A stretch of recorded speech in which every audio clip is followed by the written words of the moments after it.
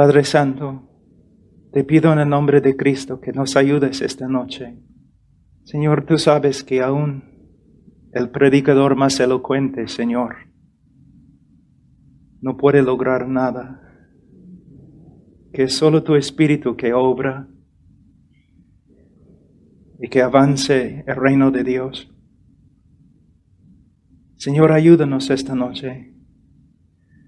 A través de mi testimonio, a través de quizás una enseñanza. Señor, yo oro por todos los que han venido, que de verdad conozcan a Cristo y que anden en santidad y amor. De verdad, Señor, soy el hombre más débil que has llamado.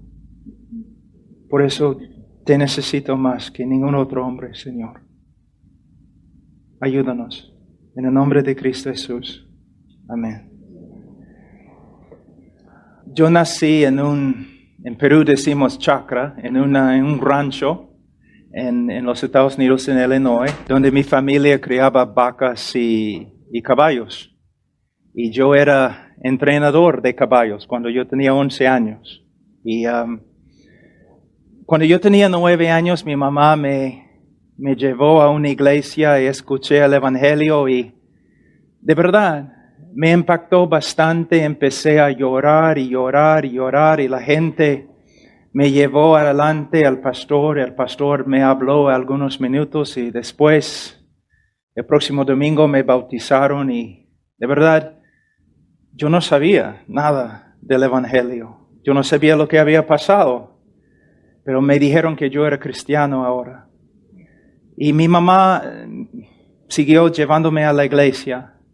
Y yo era un muchacho más o menos bueno, obediente. Pero yo no tenía Cristo en mi corazón. Yo no servía a Cristo. Yo no pensaba en Cristo. Solamente yo tenía una moralidad. Porque mis padres me habían creado bien. Cuando yo tenía como por ahí 14 años, yo empecé a rebelarme bastante contra mi madre, contra mi padre. Aunque mi padre era un hombre muy duro, muy duro. Y empecé a hacer un montón de cosas feas, malas en el colegio. Y yo corría con los muchachos no muy buenos y así era mi vida. Cuando yo tenía 17 años, yo era el líder del equipo de básquet y otras cosas, atleta. También yo estudiaba bastante en el colegio y yo sacaba buenas notas. Era presidente de la sociedad de honores y cosas así. Pero cuando yo tenía 17 años, mi papá y yo estábamos trabajando en el rancho, arreglando un cerco. Y estábamos hablando y caminando y trabajando y de repente él gritó, bien fuerte. Y agarré a mi papá y caímos al suelo y él murió de un infarto allí. En ese momento yo me di cuenta de algo muy importante, que los hombres mueren. Mi papá era mi héroe, era un hombre grande, fuerte, un éxito, un hombre muy inteligente. Teníamos un rancho, una casa bonita, caballos, vacas, un montón de cosas. Mi papá era un éxito. Pero ese día me di cuenta que no importa, los hombres mueren. Y yo sabía, si soy un hombre inteligente voy a morir. Si soy un hombre rico, voy a morir. Si un día encuentro a una esposa que amo, no importa, voy a morir. Si tengo hijos, voy a morir. Y en ese momento mi vida de verdad empezó a cambiar. Yo perdí esperanza y rumbo. Yo seguía con mis estudios y todo, pero yo siempre tomaba. Yo estudiaba toda la noche, todo el día, fin de semana, yo estaba tomando. Muchas veces pasando por exámenes, sacando buenas notas, pero borracho. Y me burlaba de todo. Porque yo pensaba, ninguna cosa tenía importancia, nada. Si llego a ser abogado, me fui a la Universidad de Texas para estudiar. Si llego a ser abogado y soy un éxito, no importa, voy a morir. Y en esa época también yo era pesista. No se nota ahora, pero en ese tiempo sí. Y yo tomaba bastantes drogas y esteroides. Y yo siempre andaba así, muy tenso, enojado, dispuesto a pelear. Y una noche en mi departamento en la Universidad de Texas, yo estaba ahí sentado en mi cama, como la 1 de la mañana, y yo estaba pensando así, yo tenía un montón de esteroides en mi mano, y yo estaba pensando, mi vida es un desastre. Y una palabra que yo repetía, mi vida es miserable, miserable, miserable, miserable. Y de repente alguien tocó el timbre de mi departamento. Yo estaba pensando, la 1 de la mañana. ¿Quién puede ser? Entonces abrí la puerta y era un joven que vivía cerca, en el mismo edificio vivía. Y era un joven, su primer año en la universidad. Era un chibolo más de ese tamaño, ¿no? Un flaquito. Y él estaba allí en la puerta temblando así. Yo pensaba, oye, ¿qué te pasa? Y él me dijo, tengo que decirte algo. 1 de la mañana, ¿qué tienes que decirme? Bueno, probablemente me vas a pegar, me dijo. Yo le dije, probablemente que sí, te voy a pegar, 1 de la mañana. Entonces, él dijo, Dios me ha dado un mensaje para ti. Yo le miré, ¿qué? ¿Dios? ¿Qué? Dios. 2 semanas, él me dijo, 2 semanas. Dios está diciéndome que debo venir aquí y contarte algo. Y yo pensaba de verdad que el joven era loco. Entonces, burlándome de él, yo le dije, ok, está bien. ¿Cuál es el mensaje de Dios para mí? Y él dijo, que eres miserable. Tu vida es un desastre. Y tú necesitas someter tu vida a Cristo. Entonces yo estaba pensando, pero hace 5 minutos yo estaba ahí en mi cama diciendo lo mismo. Ahora este chico me está diciendo lo mismo. Yo estaba pensando, quizás él estaba escuchando por la pared. Y entonces, él habló conmigo hasta las 4 de la mañana acerca de Cristo. Y yo le di todas las excusas, ¿no? Una parte de mi familia era bautista, otra parte de mi familia católica. Entonces yo le dije, mira, yo conozco la iglesia católica, yo conozco la iglesia bautista, evangélica, todos son hipócritas, tu religión es falsa. Y él me dijo, no estoy hablando de una religión, estoy hablando de una persona. Y su nombre es Jesús de Nazaret. Y tú tienes que tomar una decisión. ¿Quién es? Yo nunca había escuchado a una persona hablando así. Entonces, yo empecé a pensar en lo que él me había dicho. Y como 2, 3 semanas, simplemente pensando de vez en cuando acerca de Jesús, ¿quién es? Y mi mamá había puesto una Biblia, había metido una Biblia en mi maleta, ¿no? Entonces yo estaba buscando por todas mis cosas para tratar de encontrar la Biblia. Entonces encontré la Biblia y abrí la Biblia a Salmo 103, donde dice que el hombre es como el pasto, ¿no? Está aquí un momento, el próximo momento, no. Y todos se olvidan de él cuando muere. Y me enojé porque yo dije, casi la primera vez que yo había orado en años, yo dije, gracias Señor. Yo sé que así es el hombre.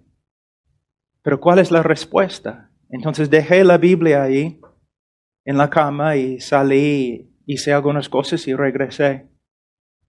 Y luego volví a la Biblia. Vamos a Salmo 103. Dice en versículo 15, el hombre como la hierba son sus días, florece como la flor del campo, que pasó el viento por ella y pereció, y su lugar no la conocerá más. Y yo dije al Señor, Señor, ya, yo sé lo que es el problema, pero ¿cuál es la respuesta? Y cuando volví a leer la Biblia de nuevo, versículo 17, mas la misericordia de Jehová es desde la eternidad y hasta la eternidad sobre los que le temen. Y la palabra eternidad es lo que me agarró, me hizo pensar, eternidad. La cosa que yo estaba buscando, eternidad. Que uno puede vivir para siempre. Que la muerte no tiene la palabra final. Entonces, como brotó dentro de mí una esperanza, caramba, quizás hay algo acá.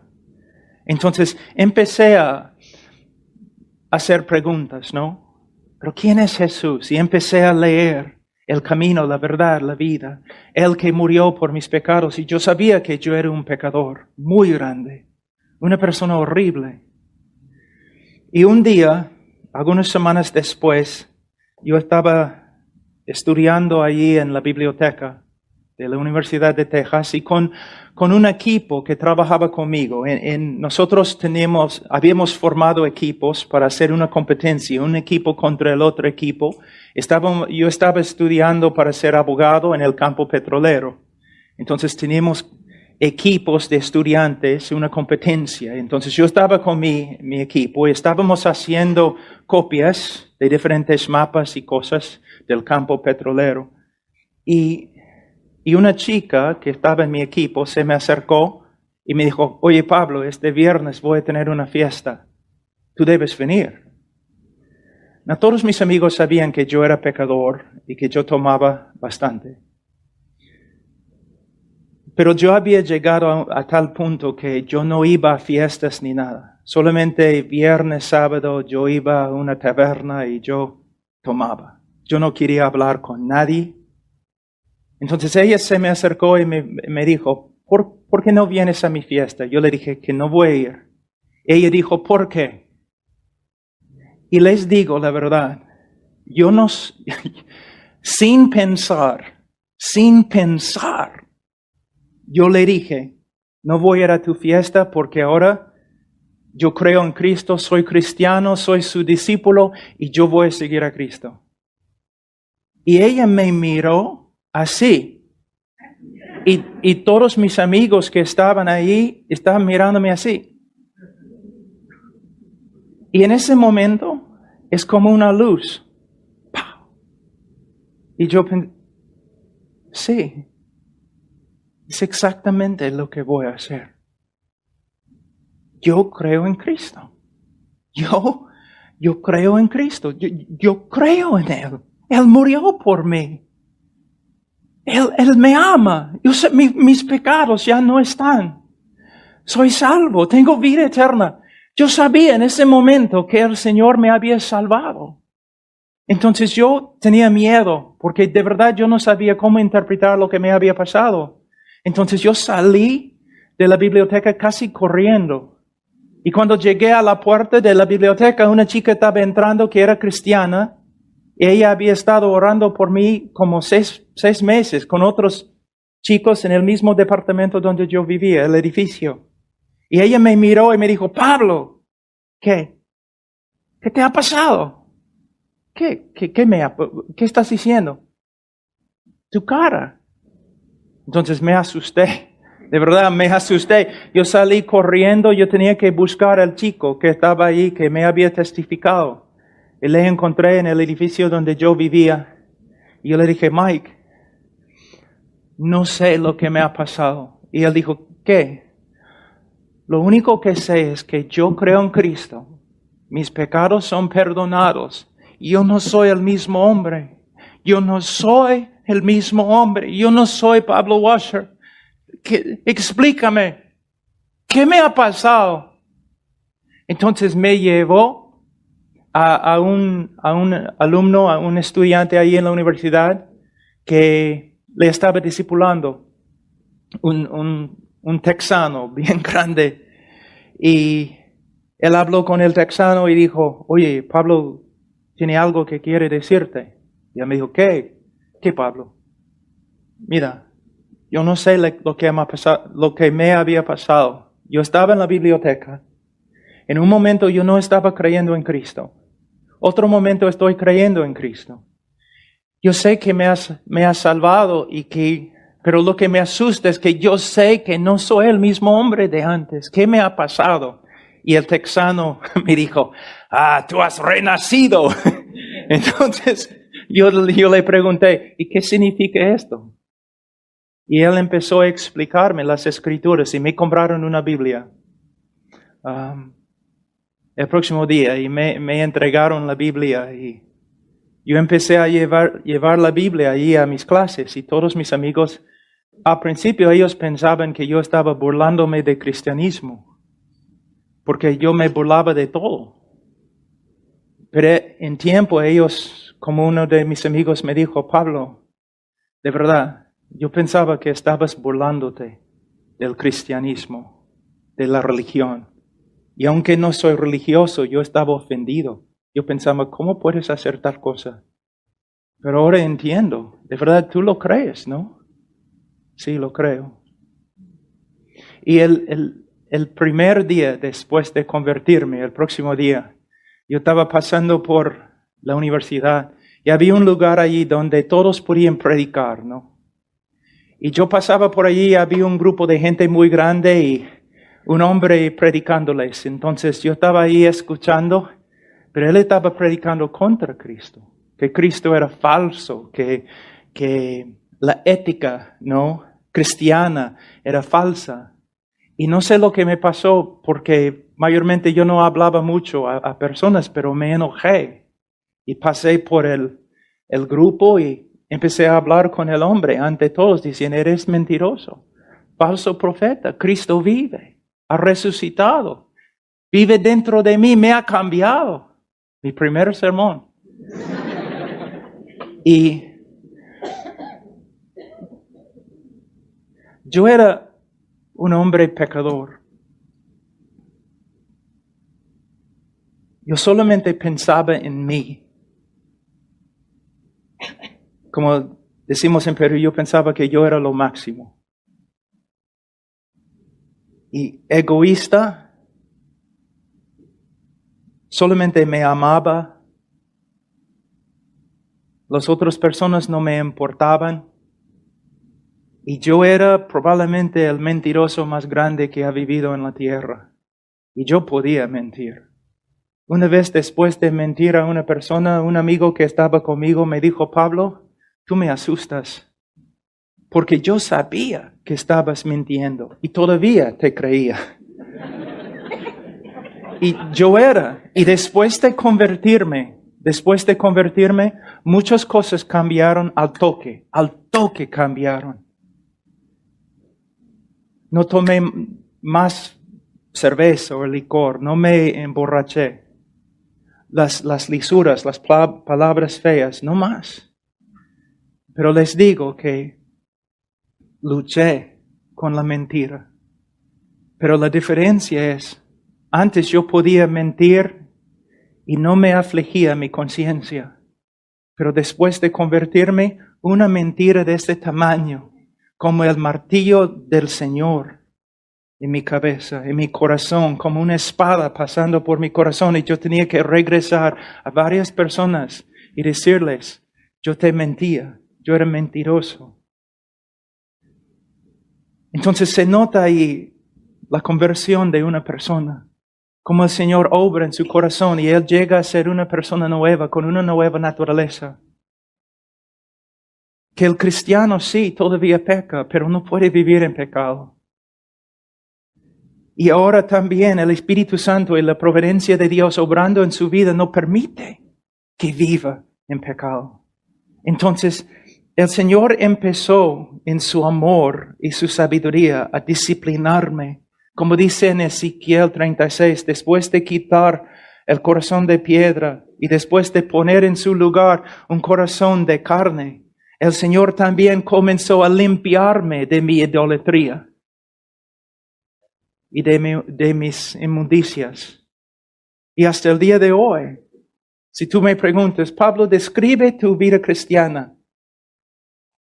La providencia de Dios conformándome a la imagen de Cristo. Sea por medio de enseñanza o sea por medio de disciplina, conformándome a la imagen de Cristo. Entonces me convertí y empecé a crecer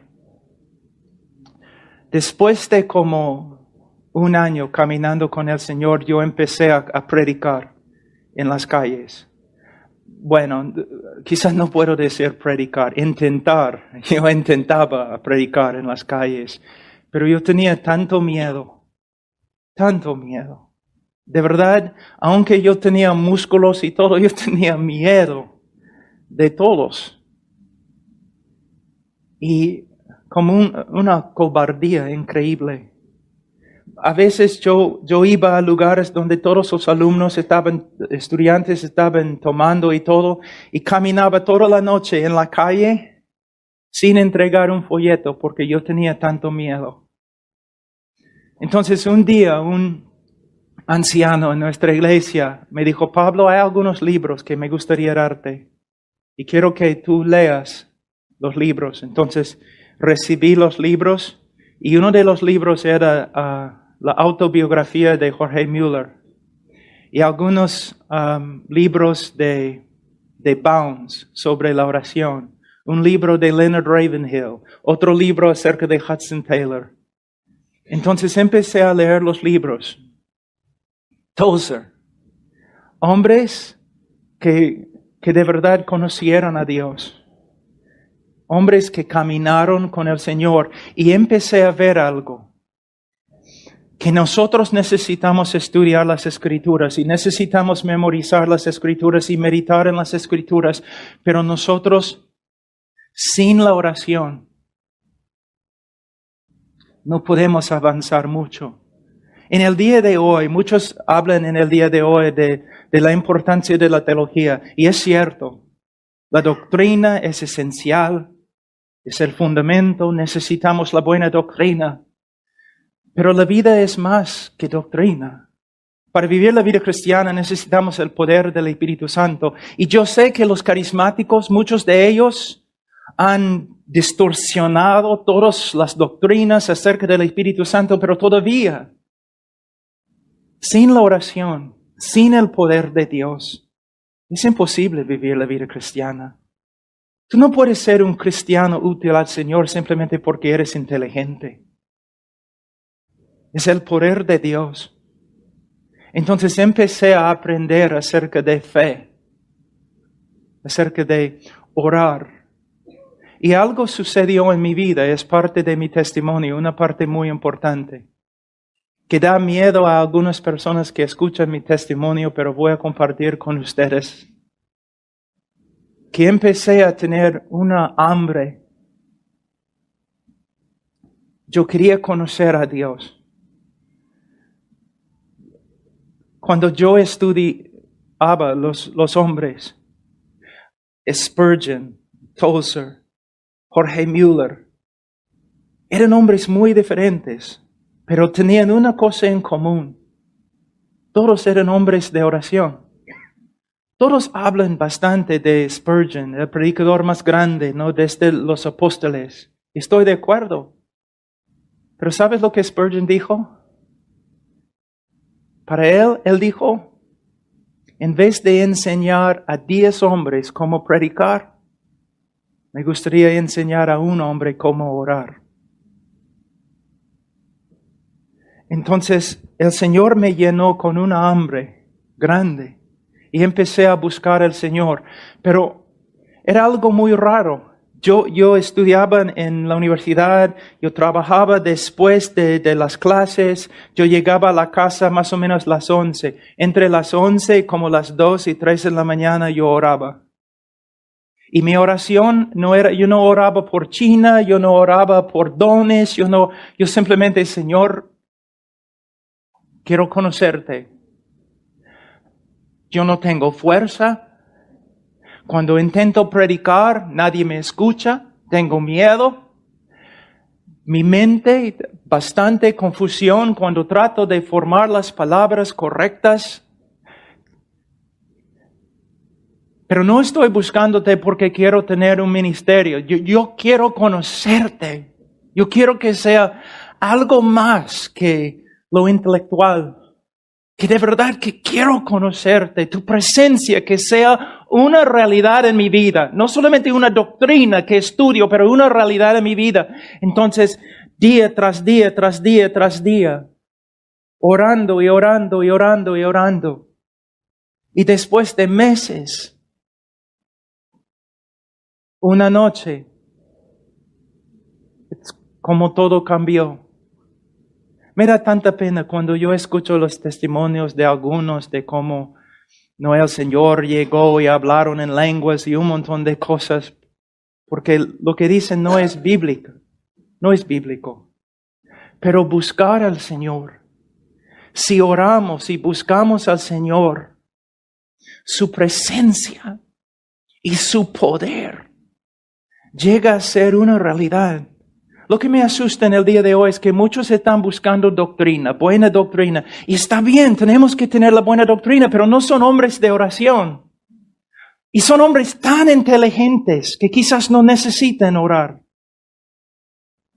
Hombres tan diestros en la doctrina y en la exposición y todo, y pueden dividir todo perfectamente. Pero ¿dónde está el poder para ver personas convertidas? Entonces, orando y orando y orando, y empecé a ver que la guerra no se gana por medio de el intelecto, no se gana por medio de la elocuencia, sino por medio del poder de Dios. La conversión de una persona es imposible, ¿se dan cuenta? Son huesos secos, muy secos, sin vida. Cada conversión es una obra sobrenatural de Dios, por medio del Espíritu de Dios. Una manifestación del poder de Dios. Entonces yo me di cuenta que no soy el hombre más inteligente. No soy el hombre más elocuente. No puedo ordenar las cosas muchas veces en mi propia cabeza, pero cada hombre puede orar. Cada mujer puede orar. Y no importa cuál sea el obstáculo en nuestra vida, el Señor puede vencer el obstáculo por medio de la oración. Por medio de la oración. Algunos de ustedes han venido aquí porque han escuchado mis prédicas en YouTube. Pero ¿se dan cuenta que yo no soy el hombre más inteligente? Se nota fácilmente, ¿no? O elocuente. Algunas personas después de conocerme, ¿saben lo que dicen? De verdad, me han dicho miles de veces, Pablo, después de estar contigo, ¿no? Algunas horas, yo no entiendo. Porque yo no veo nada especial. Claro. Mira, ¿sabe lo que mi deseo para ustedes? Es que reconozcan la imposibilidad de la vida cristiana. Que reconozcan la imposibilidad del ministerio. Y que se dediquen a una vida de oración. Algunos de ustedes que son predicadores o van a ser predicadores, tantas palabras, tantos sermones. Pero tengo una pregunta. ¿Hay manifestaciones del poder de Dios? Algunos de ustedes que no son predicadores son padres, son madres, esposos. Hay conflictos, hay problemas. Pueden recibir consejos, un montón de cosas, pero si solamente pudieran aprender a ponerse de rodillas y buscar al Señor, no 10 minutos, no 15 minutos, no una hora, sino hasta que el Señor se levante y obre y solucione el problema. La oración. Cuando fui al Perú, después de predicar allí algunos meses, yo salí no de un seminario como lo que ustedes tienen acá. Yo salí de un seminario más o menos liberal. Y yo, de ninguna manera, yo estaba preparado para ir al campo misionero. Y empecé a predicar. El Señor de verdad me usó, personas se convirtieron. Pero yo podía ver también que había problemas con el evangelio que yo predicaba, con mi manera de tratar a las personas que venían a mí, mi capacidad de aconsejar y todo, que de verdad, aunque yo sabía muy bien griego y hebreo, yo no había estudiado la Biblia mucho. Entonces empecé a estudiar la Biblia en Perú. Y por medio de simplemente dedicarme al estudio de la Biblia, yo empecé a ver algo, que no solamente la Biblia es inspirada, sino la Biblia también es suficiente. Que todo lo que necesitamos para la vida cristiana y todo lo que necesitamos para el ministerio se encuentra en las Escrituras. No la psicología, no la sociología, sino la Biblia. Y mientras yo estaba estudiando la Biblia, algo me sucedió también. Yo empecé a ver algo. Que la necesidad más grande en el cristianismo es un conocimiento verdadero y bíblico acerca de Dios. ¿Quién es Dios? Y un conocimiento bíblico acerca de quién es el hombre. Y un conocimiento bíblico acerca de lo que Dios ha hecho por nosotros en la persona y obra de Jesucristo en la cruz del Calvario. Y entender las doctrinas de las Escrituras y por medio de ellas andar de una manera que agrada a Dios. Tengo una pregunta para ustedes. Eso es lo que siempre digo a los jóvenes que han salido de los seminarios o las universidades bíblicas. ¿Cuánto tiempo, cristiano, cuánto tiempo has estudiado la doctrina de Dios? ¿Cuánto tiempo has estudiado los atributos de Dios? Muchos de ustedes están pensando, mirando así. Casi nunca. ¿Cuál es el conocimiento más importante del cristiano? El conocimiento de la persona de Dios. Un joven va a una universidad bíblica, a un instituto bíblico. Mayormente, 2 semanas, 3 semanas, 2 meses estudiando los atributos de Dios y nada más. Va al seminario, estudia quizás 4 meses los atributos de Dios, casi nada más. Saca su PhD y muchas veces no estudia mucho acerca de la doctrina de Dios y va a su iglesia, casi nunca predica sobre los atributos de Dios. ¿Cuál es el problema en la iglesia? El pueblo de Dios es ignorante de la persona de Dios y sus obras. Algunos de ustedes, mira, se dan cuenta de que deben amar a Dios más que aman a Dios, ¿no es cierto? Cuando un predicador te dice que debes amar a Dios más, tú debes responder así. Está bien, enséñame cómo. Y vas a ver la cara del pastor, ¿no? ¿Qué hago? ¿Cómo puedes crecer en el amor de Dios? ¿Cómo? Todos nosotros nos damos cuenta que debemos crecer en el amor de Dios, pero ¿cómo? Bueno, yo les voy a dar la respuesta.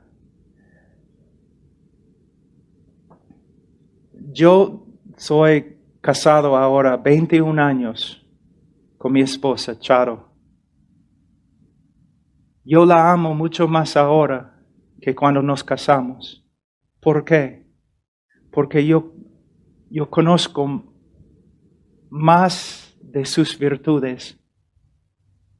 Y sus virtudes me animan a amarla más. Lo que puedo ver de ella resulta en más amor en mi corazón por ella. Entonces, ¿cómo puedes amar a Dios más? Por medio de conocer las virtudes de Dios. Por medio de crecer en tu conocimiento de Él. Y mientras creces en el amor de Dios, mientras creces en el conocimiento de Dios, vas a crecer también en tu amor por Dios. Entonces, ¿cuál es nuestra necesidad? conocimiento, estudiando la doctrina, estudiando las Escrituras, estudiando la persona de Dios, la obra de Cristo, la revelación más grande de Dios a través de Cristo, y viviendo de rodillas, viviendo en oración. Ahora tengo algún tiempo todavía y les voy a, en vez de compartir mi testimonio, les voy a enseñar de las Escrituras.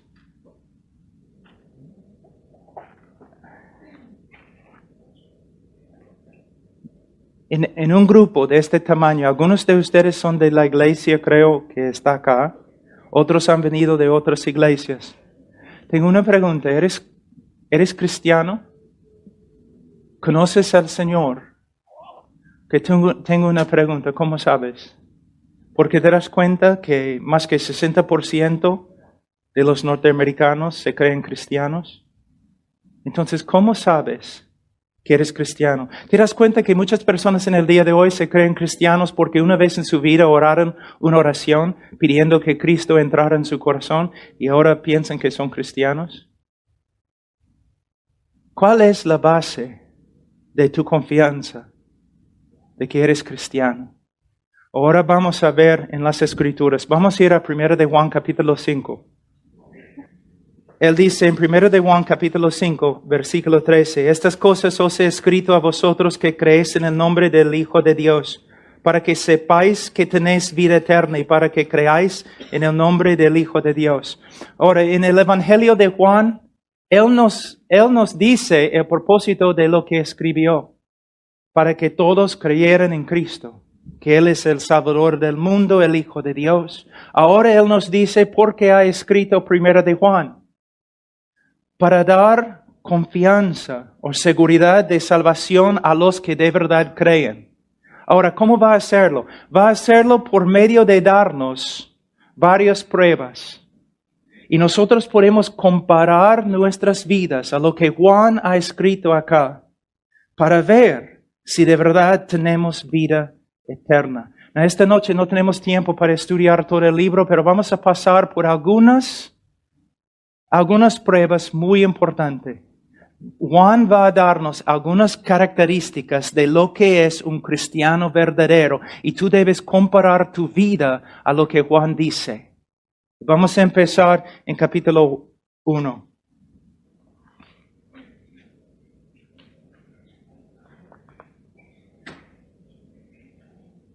Juan capítulo 1, versículo 5. Este es el mensaje que hemos oído de Él y os anunciamos.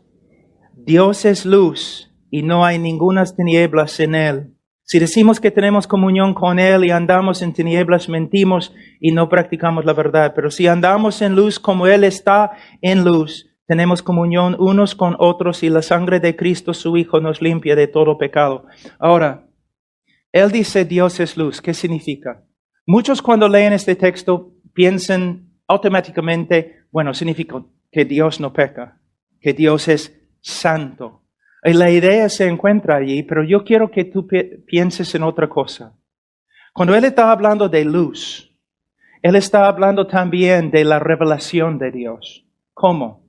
Es muy posible que había un grupo de falsos profetas que habían entrado en la iglesia y ellos estaban enseñando que Dios era más o menos esotérico, que Él era oscuro, escondido, que nadie podía conocer a Dios o conocer su voluntad. Que solamente los maestros, super espirituales, los falsos profetas tenían la respuesta de quién es Dios, pero el cristiano común y corriente no podía saber. Y Juan está diciendo algo muy importante, que no, es una mentira. Dios es luz. Dios se ha revelado a nosotros. Dios nos ha mostrado quién es y también nos ha mostrado su voluntad. Entonces, ¿qué significa? Versículo 5. Este es el mensaje que nos hemos oído de Él y os anunciamos. Dios es luz y no hay ninguna tinieblas en Él. Si decimos que tenemos comunión con Él, si decimos que somos cristianos, si decimos que tenemos vida eterna, si decimos que somos hijos de Dios, y andamos en tinieblas, mentimos y no practicamos la verdad. Entonces, ¿qué está diciendo? Primeramente necesitamos ver la palabra andar. En el griego peripateo significa caminar por todos lados, ¿no? Y él está diciendo básicamente así. Si nosotros decimos que somos cristianos y caminamos dentro de la revelación que Dios nos ha dado acerca de Él y su voluntad, entonces hay evidencia que de verdad que somos cristianos. Pero si nosotros decimos que somos cristianos y vivimos una vida que contradice lo que Dios ha dicho acerca de su naturaleza, sus atributos y su voluntad, entonces nosotros mentimos cuando decimos que somos cristianos. Es muy importante entender la palabra andar. ¿Por qué? Vamos a decir que tú me odias y tú quieres probar a todo el mundo que no soy cristiano. Entonces tú estás detrás de mí con una cámara de fotografía, ¿no? Y un día tú me ves saliendo de mi casa enojado, yo pateo el gato, grito, y en este momento tú vas así, ¡pah! Y tomas la foto. Y luego tú muestras la foto a todos en el internet diciendo, ve, allá ves, Pablo Washer no es cristiano. ¿Puedes ver su pecado? Pero de verdad no es lo que has hecho. No es evidencia de nada.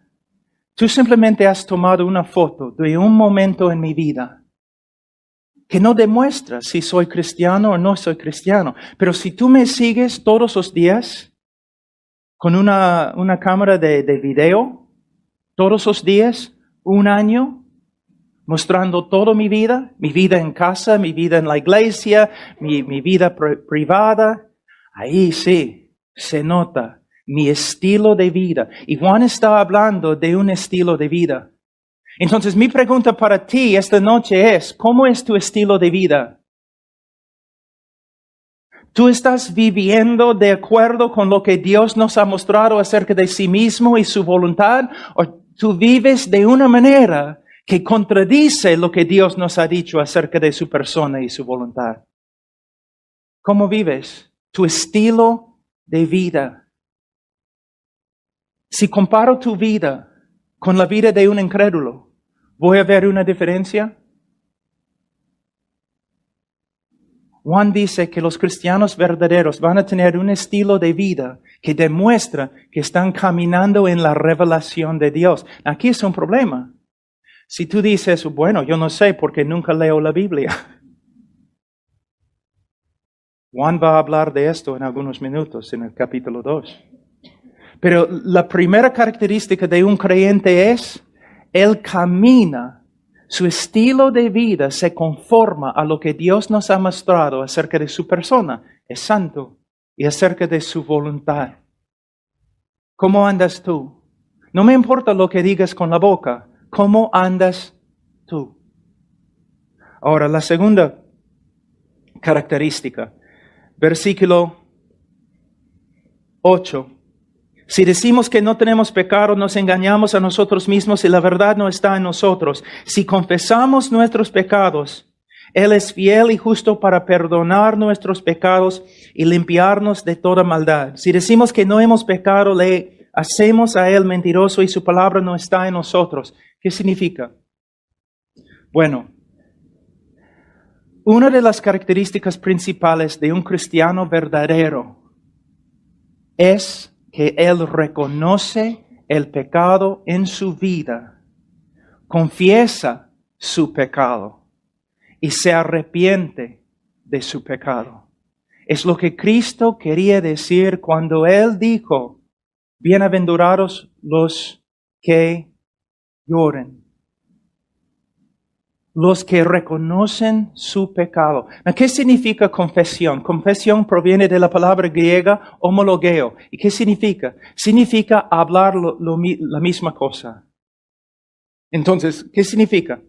Soy un creyente, estoy leyendo las Escrituras y yo veo algo en las Escrituras que me contradice, que demuestra mi pecado.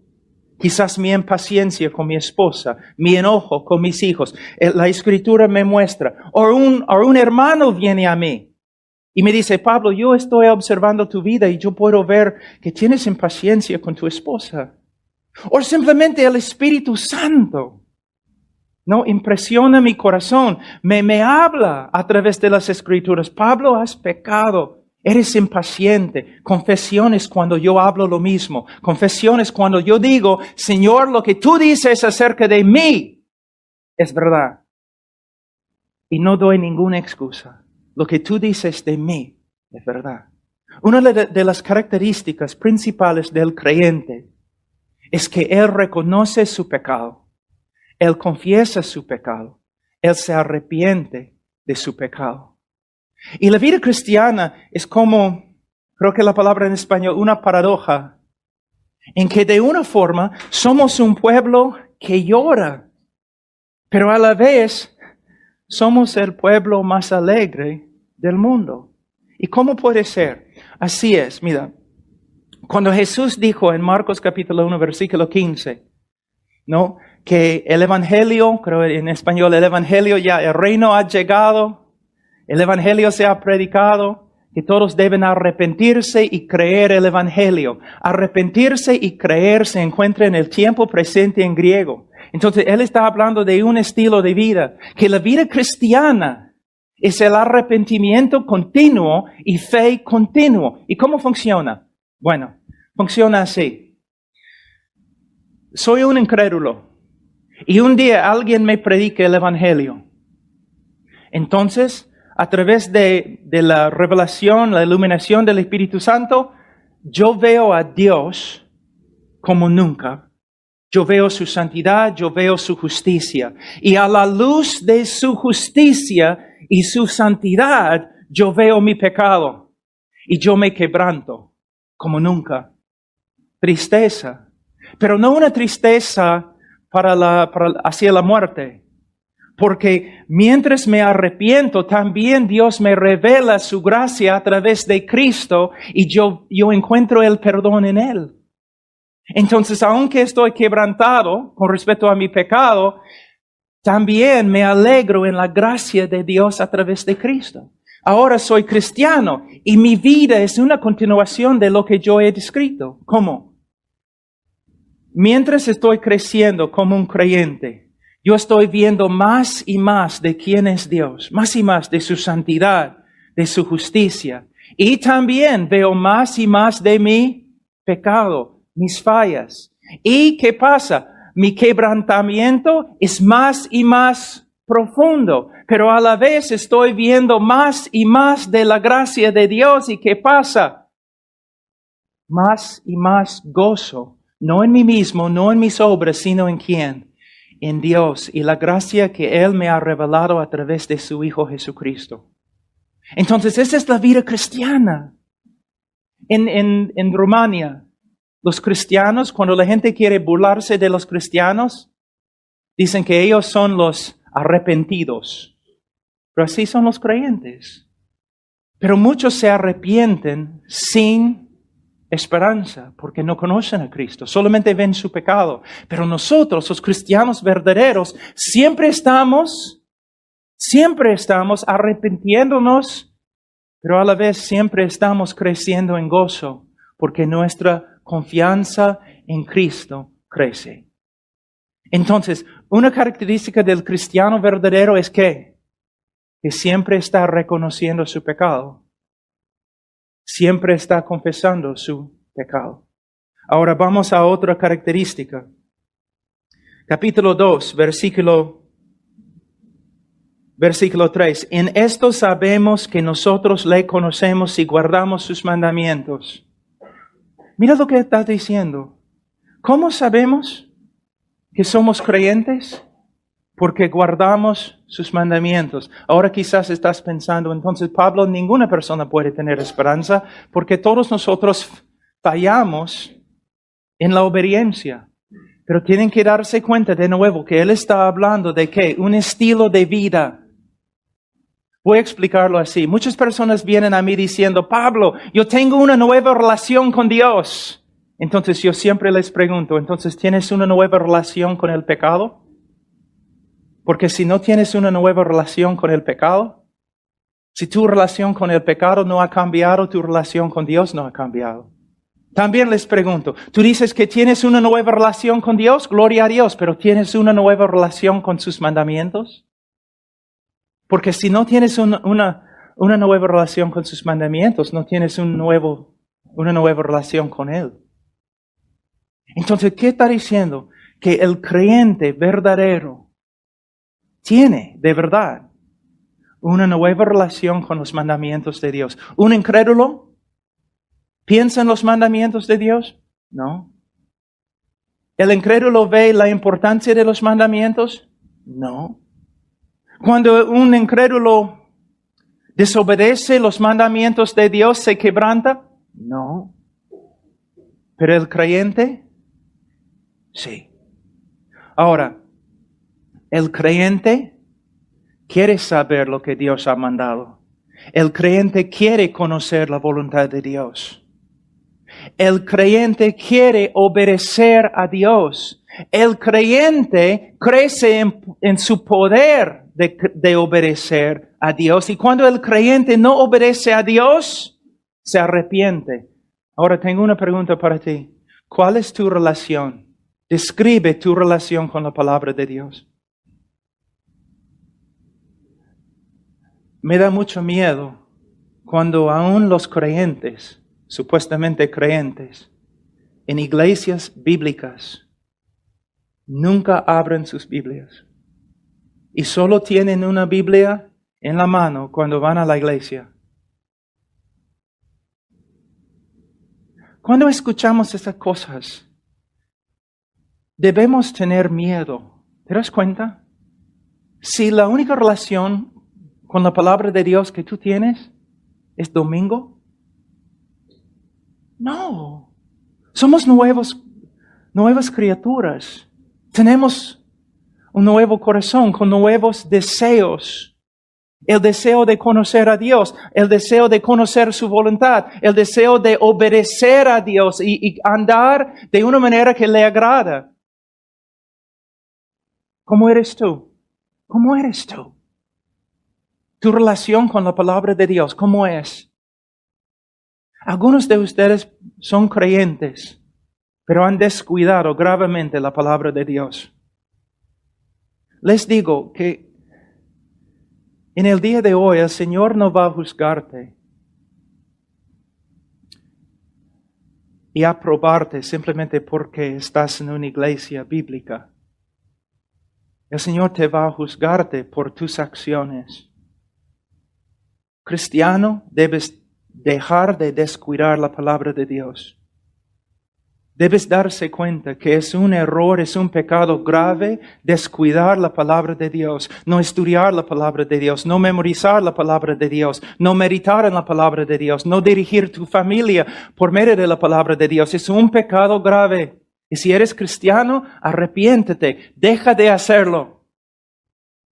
Pero algunos de ustedes nunca estudian la palabra de Dios porque quizás todavía no conozcan su autor. Solamente cristiano por nombre. Por nombre. Quizás tú te crees cristiano porque tú dices aleluya siempre. O siempre estás diciendo Dios te bendiga, gloria a Dios. Eso no significa nada. La evidencia de tu cristianismo es la obra de Dios en tu vida, que se manifiesta a través de tus acciones. Entonces, el cristiano verdadero, él quiere saber lo que Dios ha dicho, quiere obedecer a Dios y se arrepiente cuando no obedece a Dios. Ahora vamos a versículo 6, capítulo 2, versículo 6. El que dice que permanece en él debe andar como él anduvo. Y tú dices, ¿quién anda como Cristo anduvo?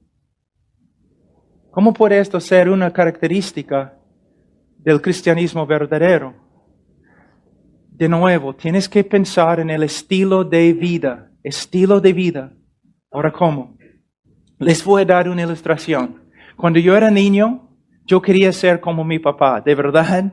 Yo quería ser como él. Yo hacía todo como él. Él era muy grande, yo un chibolo de ese tamaño. Pero yo quería ser como él. Y nosotros en el invierno teníamos que dar agua a las vacas, a los caballos, porque el lago estaba totalmente congelado. Entonces mi papá era un hombre tan grande y fuerte, no un balde así de agua, otro balde así de agua, y caminando así por la nieve, ¿no? Y yo era más o menos ese tamaño, pero yo quería ser exactamente como él. Entonces yo agarraba también el agua así, con las dos manos, levantando así. Y yo trataba de poner mi pie en sus, creo que pisadas, ¿no? Huellas, así, caminando. Como una araña borracha, ¿no? Una persona mirándome había pensado, este chico está loco. Este niño no puede ser como su papá. Pero nadie había dudado que yo quería ser como él. Se notaba en mi estilo de vida. Aunque yo no podía alcanzar la fuerza de mi papá, yo no podía hacer lo que él hacía, como él hacía perfectamente. Se notaba que yo, en mi corazón, mi deseo más grande era imitar a mi papá. Tengo una pregunta. Cuando una persona te mira, está pensando, caramba, este hombre quiere imitar a Jesús. O quieres imitar a una estrella de cine, o un futbolista, o un hombre rico, o un hombre mundano, o una chica mundana y famosa. ¿A quién estás imitando? Mira, no estoy predicando solamente para predicar, ¿te das cuenta? Estoy preguntándote, ¿a quién estás imitando? Tú tienes que contestar la pregunta. Si una persona está observando tu vida, ¿qué va a decir de ti? Va a decir, caramba, este hombre, estudiando la Biblia, tratando de caminar de una forma diferente, todos se burlan de él, pero él sigue adelante. ¿Qué van a decir de ti? ¿O no van a reconocer ninguna diferencia entre tú y los incrédulos alrededor de ti? Personas pueden ver de verdad que el deseo más grande en tu corazón es imitar a Cristo. Y también para los cristianos aquí, para los estudiantes y los teólogos, algo muy importante aquí. De nuevo, no es solamente pensar correctamente, es actuar correctamente. Había un problema durante la Reforma. Los reformados por acá y se puede decir, los anabaptistas por acá. Los reformadores solamente estaban pensando en credos y doctrinas correctas y a veces no estaban pensando en su comportamiento.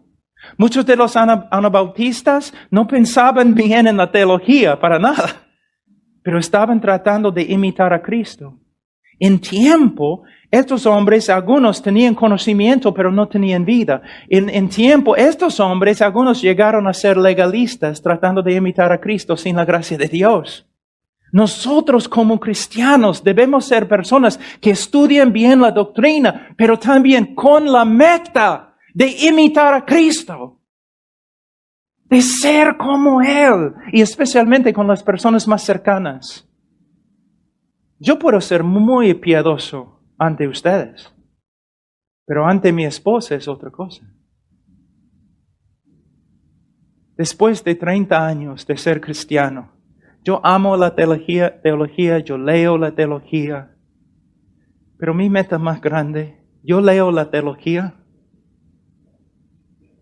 para que yo pueda imitar mejor a Jesucristo, su carácter. Ahora, una pregunta, tu estilo de vida, ¿a quién estás imitando? ¿A quién? Ahora vamos a otra característica de un cristiano, quizás la característica más importante. Dice en capítulo 2, versículo 8, o versículo 7, hermanos, no os escribo mandamiento nuevo, sino el mandamiento antiguo que habéis tenido desde el principio. Este mandamiento antiguo es la palabra que habéis oído desde el principio. Sin embargo, os escribo un mandamiento nuevo que es verdadero en él y en vosotros, porque las tinieblas van pasando y la luz verdadera ya alumbra. Juan, ¿qué estás diciendo? ¿Estás escribiendo un mandamiento antiguo? ¿Y no estás escribiendo un mandamiento antiguo? ¿Es antiguo? ¿Es nuevo? ¿Qué estás diciendo, Juan? Básicamente, él va a hablar del mandamiento de amar. Y lo que él está diciendo es, este mandamiento ha existido desde el comienzo. Podemos ver el amor de Dios desde el comienzo de las Escrituras, especialmente en el libro de Deuteronomio. Es un mandamiento antiguo, entonces, pero también es un mandamiento nuevo. ¿Cómo? Una nueva revelación de Dios a través de la persona y obra de Cristo. Dios siempre nos ha dicho que debemos amar, pero con la llegada del Mesías, con la llegada de Cristo, con la luz que venía con Él, ahora podemos ver el amor de Dios y el amor que nosotros debemos imitar en una luz totalmente diferente, más grande, más superior. Cristo nos ha mostrado de verdad cómo debemos amar. Ahora Él dice, versículo 9, el que dice que está en la luz y aborrece a su hermano está todavía en tinieblas. El que ama a su hermano permanece en la luz y en él no hay tropiezo. Pero el que aborrece a su hermano está en tinieblas y anda en tinieblas y no sabe a dónde va porque las tinieblas le han cegado los ojos. ¿Ustedes se dan cuenta cuántas veces Juan se repite? ¿Por qué? Cuando un judío quiere enfatizar algo, aunque esté escribiendo en griego, él se repite. Él está diciendo, escúchame, si tú dices que amas a Dios, pero aborreces a tu hermano, tú no amas a Dios. Si tú amas a tu hermano, es evidencia que amas a Dios. Now, la pregunta es, ¿quién es nuestro hermano? El fariseo preguntó, ¿no? El escriba, el abogado preguntó, ¿quién es mi prójimo? Bueno, en ese momento Jesús estaba diciendo todos. Pero aquí cuando Juan dice hermano, él está hablando específicamente acerca de otros cristianos. Una de las evidencias más grandes del cristianismo verdadero es que tú amas a los otros creyentes. Tú quieres estar con ellos. Tú quieres tener comunión con ellos. Tú quieres servir a ellos con obras prácticas. Por eso, a veces yo escucho a personas diciendo, bueno, yo soy creyente, pero ellos no son parte de ninguna iglesia y siempre hablan de los demás como hipócritas. Yo no voy a la iglesia, yo soy creyente, pero yo no voy a la iglesia porque la iglesia está llena de hipócritas. Una persona que habla así, está haciendo la obra de su padre, el diablo. De verdad. Porque está diciendo exactamente lo que el diablo dice. Antes de ser cristiano, en el gimnasio donde yo hacía ejercicios, había una iglesia enfrente y una calle muy pequeña, ¿no? Como quizás 4 metros y ahí la iglesia. Y los miércoles, cuando los cristianos llegaban a la iglesia, yo abría todas las ventanas del gimnasio y la puerta, y yo tocaba la canción de AC/DC, Highway to Hell, el camino al infierno, burlándome de ellos. Pero ¿sabe qué? El momento que me convertí, yo quería estar con las personas de las cuales yo me burlaba. ¿Te das cuenta? El apóstol Pablo, él quería matar a los cristianos. Pero no podemos encontrar a ningún hombre que ama al pueblo de Dios como Pablo amaba al pueblo de Dios después de su conversión. En las Escrituras, nuestra relación horizontal con la iglesia es evidencia de nuestra relación vertical con Dios. Ahora, les voy a llevar a Mateo un ratito. Mateo 25.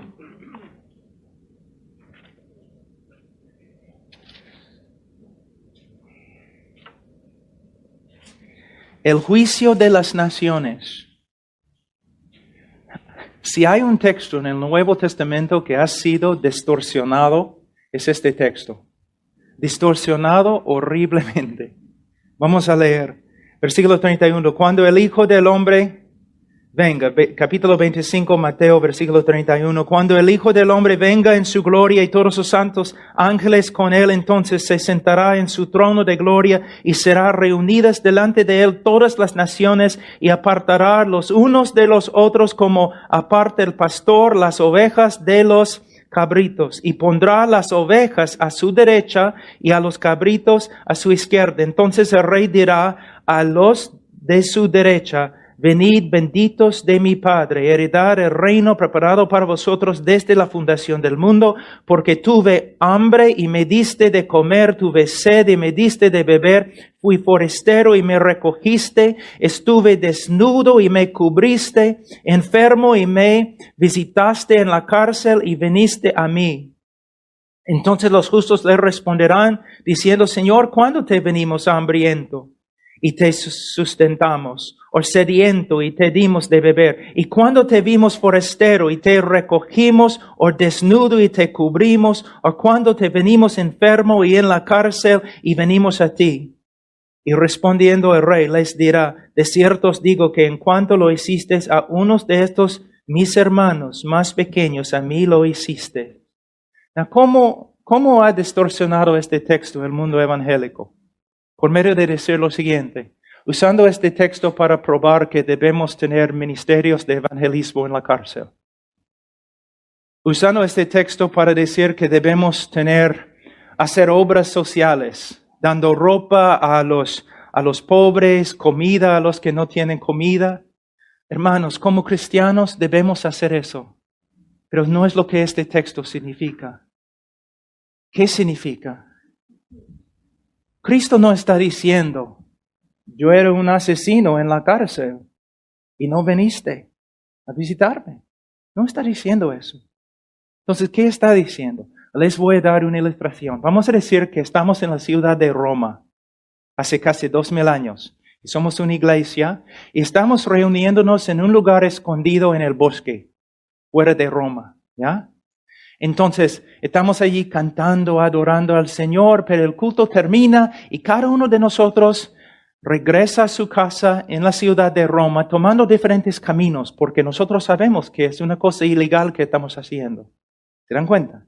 Entonces, tú vas a tu casa y como a las 4 de la mañana, alguien empieza a tocar la puerta así, violentamente. Tú abres la puerta y es un hermanito asustado. Tú dices: hermano, ¿qué pasa? Mira, cuando estábamos regresando, 2 de los hermanos fueron capturados por los soldados y fueron llevados a la cárcel allí en Roma. Entonces tenemos que hacer algo. Entonces toda la iglesia regresa inmediatamente al bosque. Están ahí reunidos. Entonces un pastor se levanta y dice: hermanos, 2 de nuestros hermanos han sido llevados a la cárcel.